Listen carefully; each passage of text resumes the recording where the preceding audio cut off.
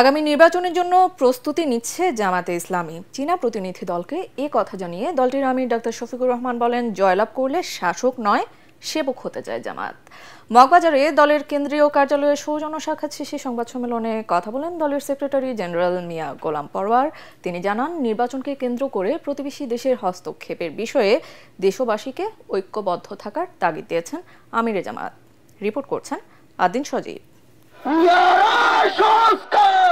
ঐকমত্য কমিশনের আলোচনার মধ্যেই জুলাই সনদের আইনি ভিত্তি, পিআর পদ্ধতিতে নির্বাচন, জুলাই হত্যাকাণ্ডের দৃশ্যমান বিচার সহ কয়েকটি দাবিতে রাজপথের আন্দোলনে সরব হয় জামায়াত ইসলামী। এতেই প্রশ্ন ওঠে আগামী নির্বাচন নিয়ে দলটির অবস্থান নিয়ে।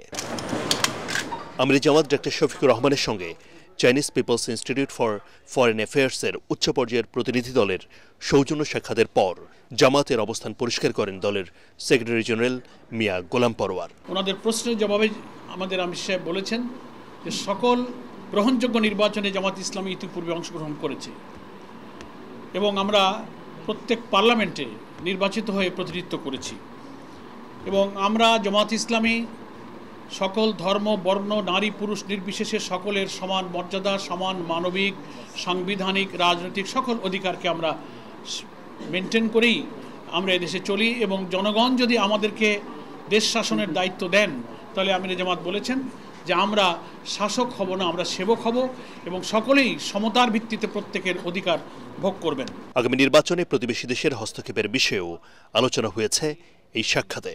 গণঅভ্যুত্থানের পরও ষড়যন্ত্র থেমে নেই জানিয়ে সবাইকে ঐক্যবদ্ধ থাকারও আহ্বান জানায় জামায়াত ইসলামী। চায়নার প্রতিনিধি দল এই প্রশ্ন করেছেন যে আপনারা বাংলাদেশের সামনে সবচেয়ে বড় চ্যালেঞ্জ কি মনে করেন। তার মধ্যে এটা আমিরে জামাত তুলে ধরেছেন যে প্রতিবেশী দেশের পক্ষ থেকে যে কোনো বিষয়ে হস্তক্ষেপ এবং ইন্টারফারেন্সটা আমাদের জন্য একটা বড় চ্যালেঞ্জ। তো সেটা মোকাবেলা করতে হবে জাতীয় ঐক্যের মধ্য দিয়ে। বাংলাদেশের উন্নয়নে সহযোগী ভূমিকা রাখার আশ্বাসও দেয় চীনা প্রতিনিধিরা। We have supported each other, treated each other as equals for win-win outcome. Adin Sajib, ATN Bangla, Dhaka.